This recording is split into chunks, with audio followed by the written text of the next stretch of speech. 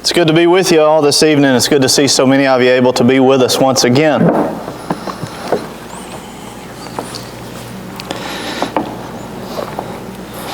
I told Matt after services this morning that he had just walked right beside my lesson. It was uncanny how close he got to what I was going to preach about. We even talked about it a little bit before, but never put it together how close our topics were to one another. Sometimes it works out that way, but the good news is he didn't step on it. So he didn't actually, we had a lot of the same verses, but he didn't go into my lesson very much. He took a completely different spin on it. So I think the lessons will go very well together. So if you remember this morning, Matt talked about, he opened up with the Israelites and crossing the Jordan, coming into the Promised Land. And as they did that, they set up and erected this monument. They erected some stones to serve as a memorial, as a way to remember what had occurred. Well, I want us to go back a little bit before that, and we're going to begin our story this evening in Numbers chapter 11. Numbers chapter 11 in verses 1 through 6. It says, "Now the people became like those who complain of adversity in the hearing of the Lord." So here the Israelites are at this point, to set the stage for our story. They're in the wilderness, and they're encountering some hardships. At this point, they have before we come into this part, they have already at some point become very thirsty and they needed water. And so that happened on two different occasions. And of course, God gave them water. And now, and then they became hungry, and well, God gave them manna to eat. And now at this point, they get sick of that manna. It says they began to complain of adversity and hearing of the Lord. When the Lord heard it, his anger was kindled. The fire of the Lord burned among them and consumed them on the outskirts of the camp. And the people therefore cried out to Moses. Moses prayed to the Lord, and the fire died out. So the name of the place was called Taberah, because the fire of the Lord burned among them. The rabble who were among them had greedy desires. So the rabble who were among them, this probably refers to, if you remember when they came out of Egypt, there was a mixed multitude. There were foreigners that came with, that attached themselves to the Israelites and came with them out of Egypt. As far as we know, this mixed multitude camped with them all the way through the wilderness and into the Promised Land, or at least some of them did. But it says here that the rabble who are among them, this mixed multitude, they began to complain. It says they had greedy desires. They influenced the sons of Israel, and therefore they wept again. They said, "Who'll give us meat to eat?" Now, so they've already got free manna, but now they're saying, "Hey, we're sick of manna, and we want meat." It says and then it goes on. It says, "We remember the fish which we used to eat in Egypt for free, the cucumbers, the melons, the leeks, the onions, and the garlic. But now our appetite is gone. There's nothing at all to look at except this manna." So see, the free manna wasn't good enough for them. They wanted something different, and they specifically said, "Who's going to give us some meat? We want meat." Well, let's remember God's promise here.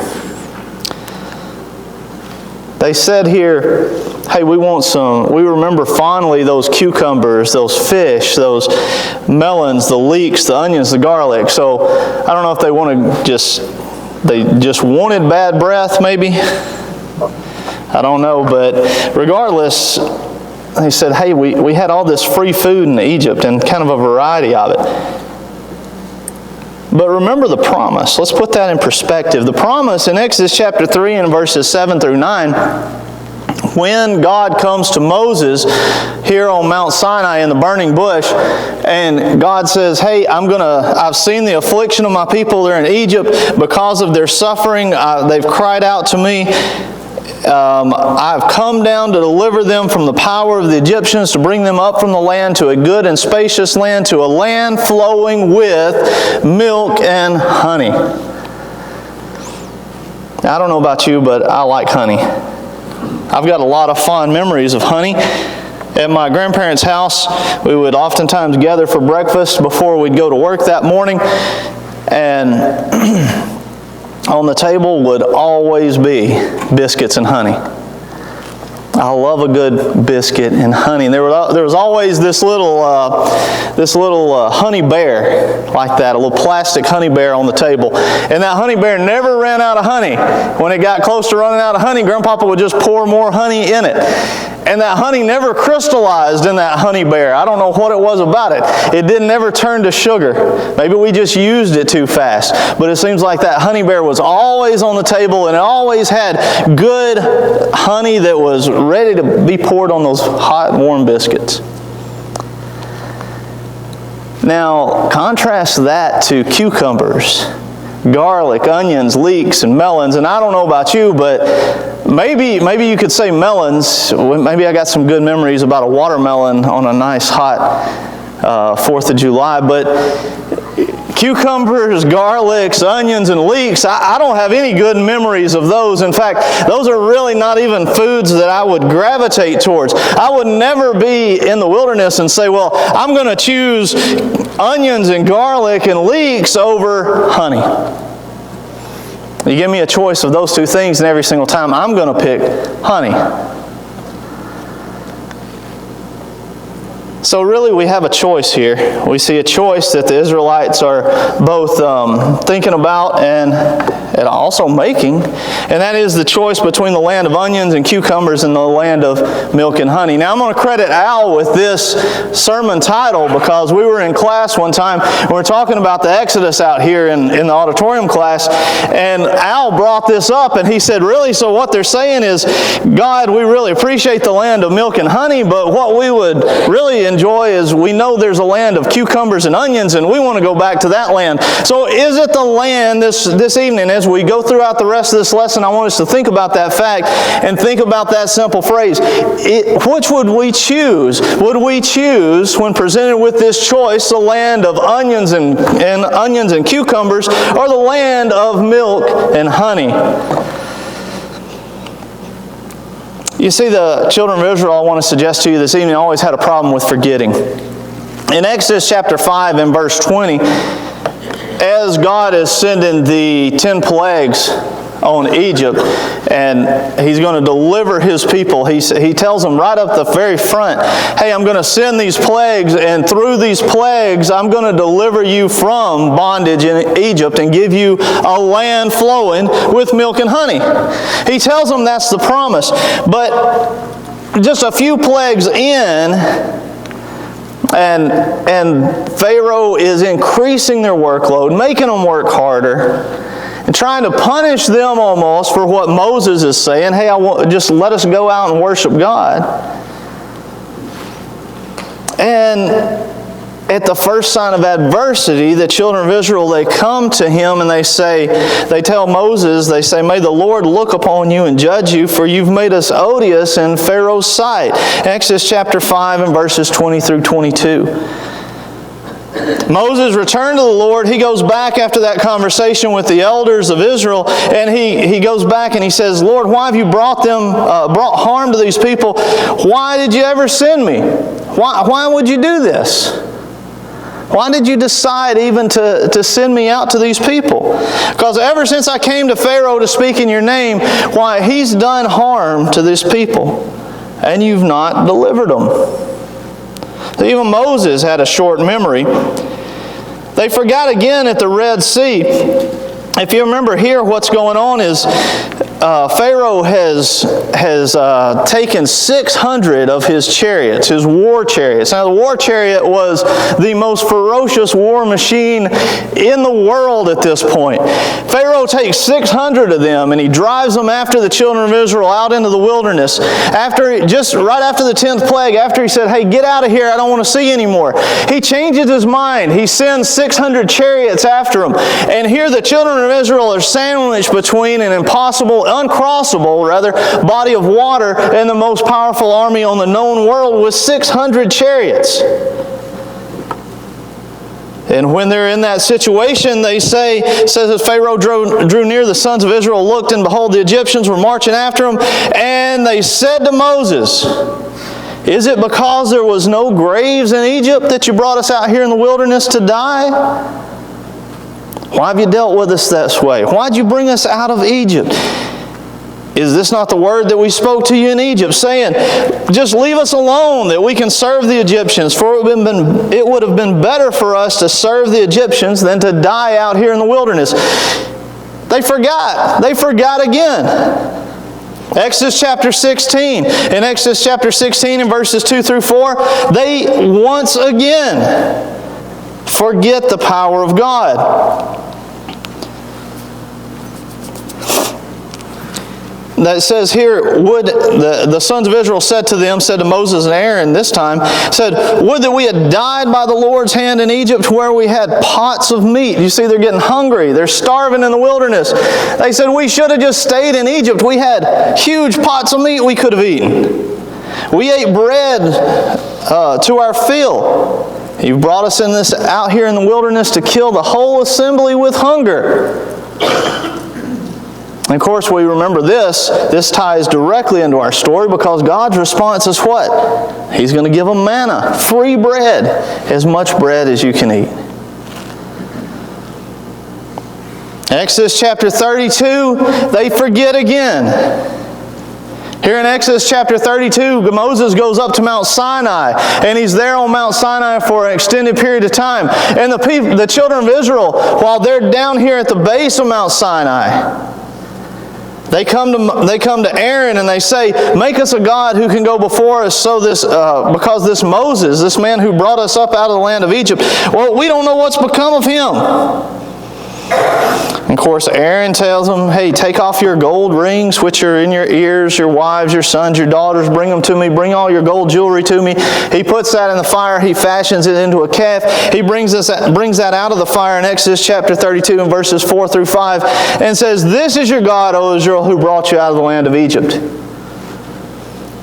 How many times do these people have to forget? You know, we could do this all day. We could go through all these different examples of times when they simply forgot the promises and the power of God. In fact, about 500 years later, in 1 Kings chapter 18, verses 21 through 22, these people are doing the exact same thing. They're forgetting again. Here, Elijah stands up before the prophets of Baal, and we know the story. He challenges them to basically a showdown, and they make different sacrifices. But here, I want us to look at the language that Elijah uses in 1 Kings 18, right here at the very beginning of this challenge, when he says to the children of Israel, how long will you hesitate between two opinions? If the Lord is God, we'll follow Him. If Baal is God, follow him. See, they forgot again. 500 years after the 10 plagues, after God parted the Red Sea, after God sent them manna in the wilderness, and they forgot again.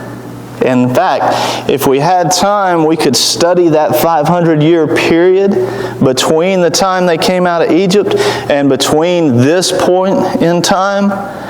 And they were constantly forgetting. It's easy for us to point the finger, right?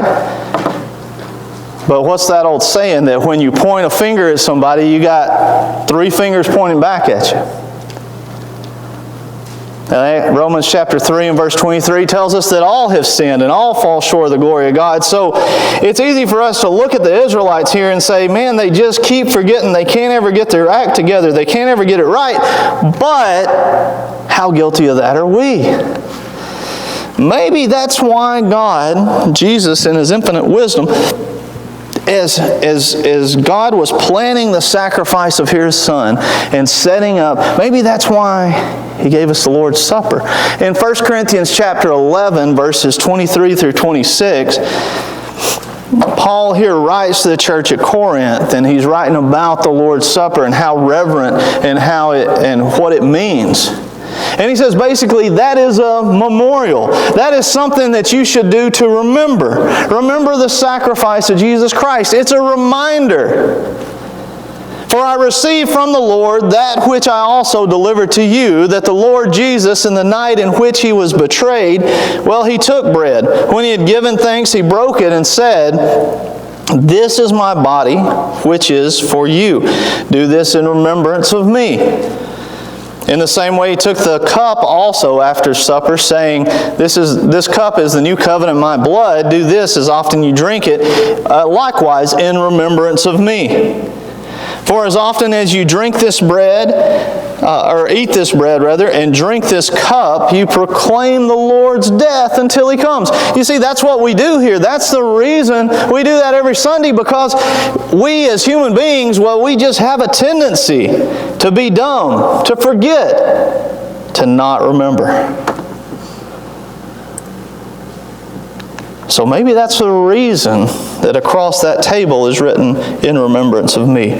Maybe that's the reason that Paul tells them and admonishes the church at Corinth in 1 Corinthians chapter 11 to do that in remembrance, is a memorial to the sacrifice of Jesus. Because, we always use it or lose it, right? Have you ever heard that saying? You use it or you lose it? You use it or you just forget it. I used to be able to speak Spanish pretty good. I went on a few mission trips to Mexico. I got good enough where I could translate, I could preach a little bit, I could read and study with people down there. It's been a long time since I've been to Mexico. I can't do that anymore. I have a Hispanic coworker who works at one of my branches, and I went to her the other day and I started trying to speak Spanish. And I realized very quickly after about 2 sentences in that, most of that stuff had just left my brain.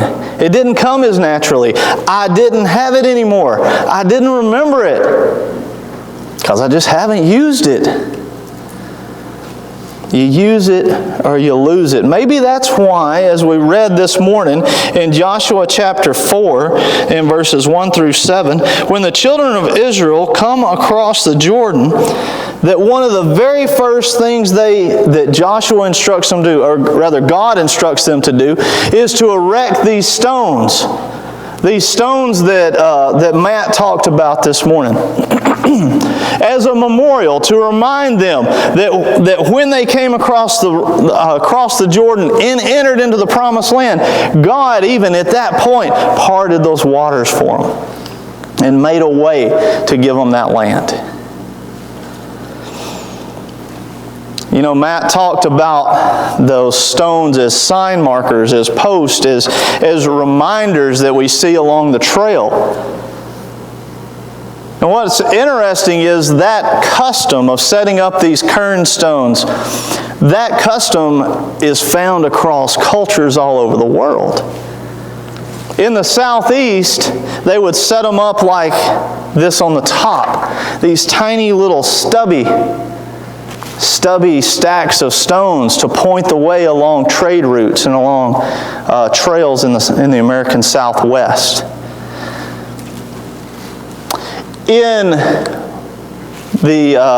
Over in Europe, the Welsh in Wales would, and the Celts as well, they would stack up these large cone-shaped pillars of stone at the intersection to tell people which way to go when they came to those trails.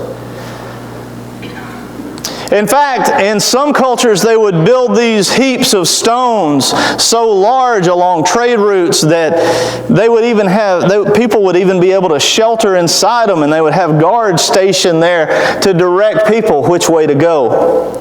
Across the American Southeast where we live, you might have been walking through the woods and you see a tree bent like this, kind of perpendicular to the ground, and then it shoots back up. Those are trail post trees. In fact, those trees are a testimony. They're the exact same thing as these stones. Those trees are artificially bent, artificially mangled to make them grow in that fashion so that, once again, to mark those trade routes and those trails so people would know which way to go. You see, those reminders are peppered all throughout our history and our ancient history and our knowledge. that even ancient civilizations knew and understood that, you know what, we need reminders. We need things to constantly be in front of us, to keep those things on the frontlets of our minds. Maybe that's why in 2 Timothy chapter 2 and verses 15 through 18, Paul admonishes Timothy here, and he says, "Be diligent to present yourself approved to God as a workman who does not need to be ashamed, accurately handling the word of truth, but avoid worldly and empty chatter, for it will lead to further ungodliness, and their talk will spread like gangrene." You see here, Paul, I want us to understand what Paul is admonishing Timothy to do in 2 Timothy chapter 2 and verses 15 through 18. Here, Paul is admonishing Timothy and saying, really, you got two choices, Timothy. You got the land of cucumbers and onions, or you got the land of milk and honey. You can focus your life and focus your mind on righteous things and things that are important to your soul and your spiritual well-being, or you can, Timothy, you can forget those things. You can forget those things, engage in worldly and empty chatter that will lead to further ungodliness, and that talk will spread like gangrene. So you can do two different things. You've got two different choices here, Timothy. A while back there was a book written by this doctor, PhD, not an actual medical doctor, but named David Stuart. And David Stuart, in this book, it's titled, "You Are What You Think." David Stuart here, he says at the very start of this book that he borrowed this philosophy from Buddhist teachings. And the Buddhist teaching just says that you are what you think. If you think about something for a long, long time, well, that becomes second nature to you. You can make habits. You can make good habits and you can make bad habits. That's the whole idea behind that book. I hate to break it to David Stuart, and I hate to break it to the Buddhists, but thousands of years before Buddhism was even a thing, in Proverbs chapter 23 and verse 7, Solomon writes that exact thing down, that exact thought. He says, "For as he thinketh," or as a man thinks in his heart, so is he. You are what you think. You are what you devote time to, what you remember, what you try to remind yourself of. That becomes part of your behavior and part of your mental thought processes. Consider with me how quickly Israel forgot. In Judges chapter 2 and in verse 10, Matt read this morning, and I want us to revisit it. It says, "All the generation also," and this is after the death of Joshua, right? "So all the generation also were gathered to their fathers, and there arose another generation after them who did not know the Lord, nor yet the work which he had done for Israel." How much time was in there? How much time did it take for Israel, for one generation to die and the next generation to totally forget God? It was about 50 years, a little bit less. About 50 years here had passed, and in the span of just 50 years. Now, 50 years sounds like a long time, but it's really not a long time for an entire culture to change. In that short time span, these people completely forgot God. Consider with me one more story, and that's a line of kings that we find in the Old Testament. In 2 Chronicles chapter 32 and verse 32, we're told about the deeds of Hezekiah. In fact, the verses before that, they tell us a lot about this king. Indeed, he was a great king of Israel. He was a good king of Israel. He led his people, or tried to lead his people, in a way that was pleasing to the Lord. But of course, he passed away. And in 2 Kings chapter 20 and verse 21, it says, "So that Hezekiah slept with his fathers, and Manasseh, his son, became king in his place." So his son comes after him, after Hezekiah dies. All right, stay with me. So then after Hezekiah, his son reigns, Manasseh. Manasseh is an evil king. After Manasseh, then his son Amon reigns, and after Amon, Josiah comes on the scene. Now, Manasseh reigned for about 55 years. We know this from chronology and from archaeology. Manasseh reigned for about 55 years, and he did evil in the sight of the Lord. Almost every single time we see his name mentioned in the book of Kings or Chronicles, it says that after his name. Manasseh reigned, and he did evil in the sight of the Lord. Manasseh reigns 55 years. Now after him, Amon comes to the throne, and Amon is once again an extremely evil king. Amon only reigns for 2 years. And then after him, after Amon is killed, Josiah comes to the throne at 8 years old. So 57 years after his father Hezekiah. Now it should be noted also that what notable event happened during the reign of Hezekiah? Does anybody remember the siege of Assyria? And during that siege of Assyria, Sennacherib brings his army, which is about 120,000 or so people strong. He brings that army to the doorstep of Jerusalem. Hezekiah prays to God. An angel of the Lord is sent during the night and slaughters the entire army. 100,000 people, an army of 100,000 Assyrians killed overnight by one angel of God. Indeed, that's a miracle nobody in the city of Jerusalem could deny. 57 years later, Josiah decides to renovate Jerusalem. And as he's renovating Jerusalem, they go into the temple, the most magnificent building there. They begin to make repairs. And they pull down a wall, and inside that wall, in 2 Kings chapter 22 and verse 8, it says, Then Hilkiah the high priest said to Shaphan the scribe, I have found the book of the law in the house of the Lord.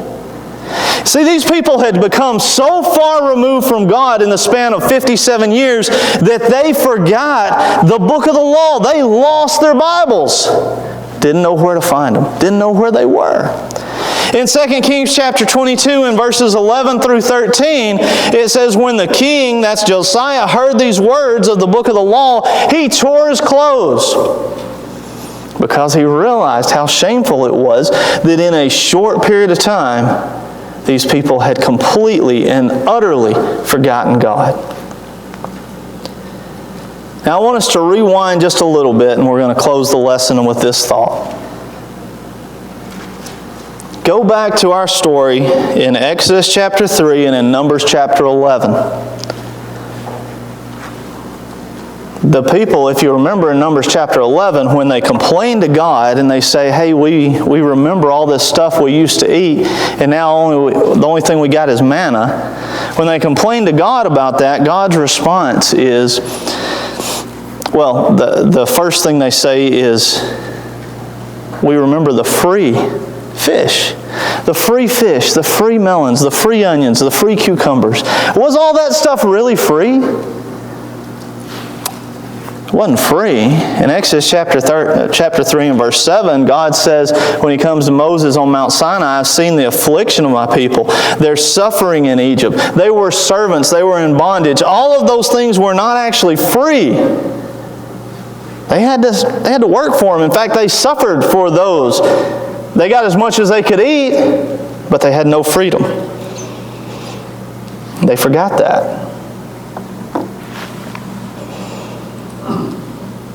God's response in Numbers chapter 11 to that complaint of, hey, we remember all this free food, was really simple, that, you know what, I'm going to give you meat.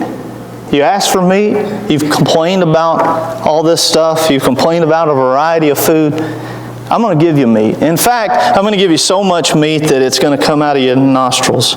It will become loathsome to you because you've rejected the Lord who is among you, and you have wept before Him, saying, why did we ever leave Egypt? You ever say that to anybody? You ever say, I hope you have so much of that it comes out of your nose?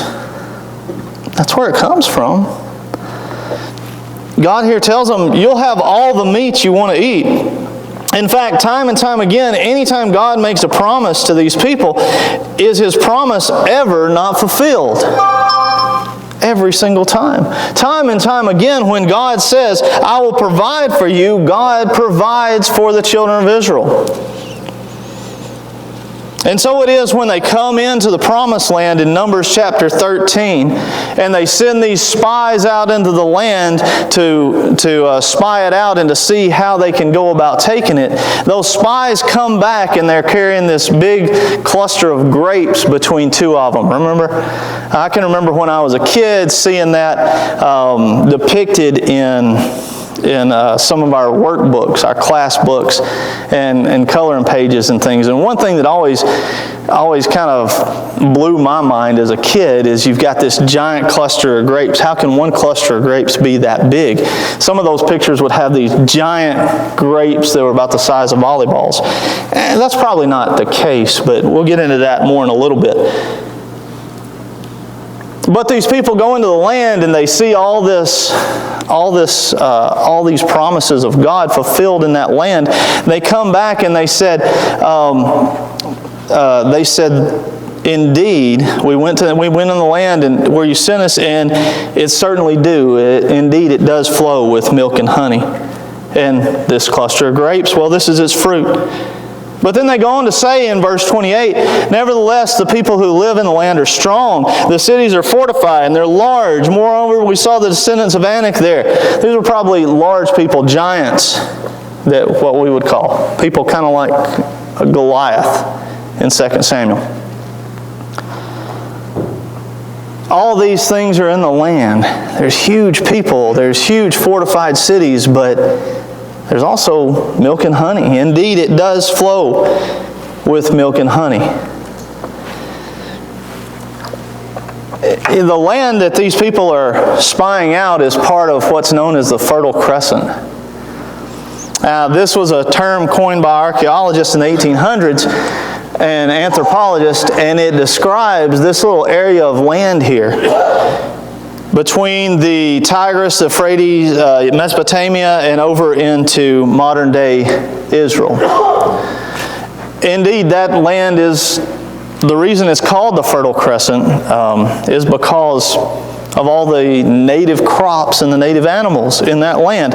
Most of our farm animals actually come from this area. Cattle, sheep, goats, all those types of animals are native to that area. Some of the most important crops we have that we even raise on our farms also come from this area. Cotton is native to over here in Egypt. We've got barley, oats, grains, cereal crops, all those types of things at this point in time grew wild there in this Fertile Crescent.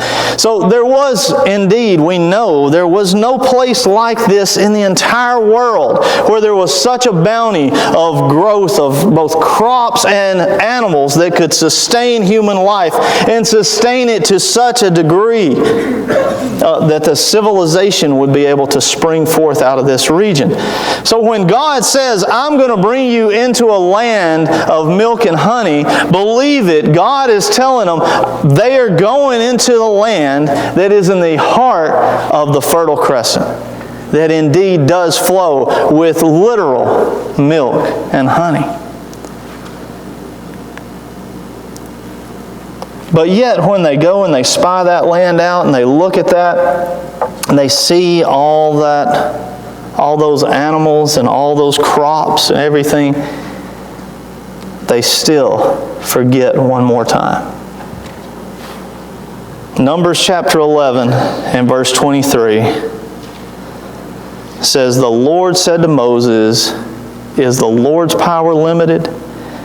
Now you should see whether my word will come true for you or not. Now this is in response, I know we're skipping around here, this is in response to when the people pray and say, hey, we're sick of eating manna. And God says to Moses here, He says, not only does He say, hey, you're going to have so much meat it's going to come out your nose, but He says here, is my power limited? Do you doubt? Why do you doubt at all that I can do anything you ask of me?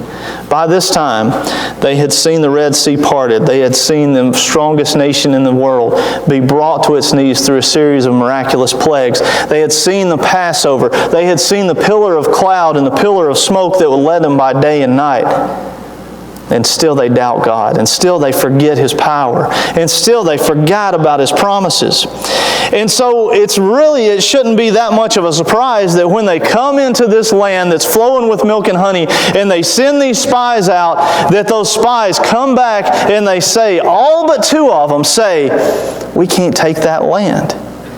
But yet there's 2 spies. There's 2 spies I want us to think about tonight who say, no, I would rather have the land flowing with milk and honey than the land of onions and cucumbers. And that's Caleb and Joshua. And Caleb, it says in Numbers chapter 13, verse 30, Caleb quieted the people before Moses, and he said, we should by all means go up and take possession of this land, for surely we will overcome it. Now going back to those grapes, over here on this side we see a giant cluster of grapes. Now this is an actual cluster from Italy. That kind of cluster, when they grow like that, it is called a Caleb cluster of grapes. To this day. A Caleb cluster. A cluster that's so big it can only be carried between 2 people. Because Caleb stood up in the face of all this forgetfulness, in the face of all this doubting of God's power, Caleb stood up and said, hey guys, this is it. This is God's promises fulfilled. The question tonight is very simple for all of you as we close this lesson. You're given a choice. Much like they were, the land of cucumbers and onions and garlic and leeks, or the land of milk and honey. You're given a choice between those 2 things. In a realistic way tonight, we're given the choice between sitting there and doing nothing or dedicating your life to God and saying, I'm not going to live for myself because I understand the end of that life is not good. I want something better. So the question for you tonight is, which will it be? Which choice will it be tonight? You're given that choice to come forward, to be buried with Christ in baptism, to make your life right if that's your need. Or if you know something's amiss in your life, you're also given that choice to sit there and do nothing tonight. To risk your soul for one more service. To risk your soul one more night. If we can help you in any way, if you need to respond to the invitation, I want you to consider that choice. I want you to think of it. And we pray and we hope that you would not sit idly by and allow this invitation to pass you by. If you need to respond, won't you come while together we stand and sing.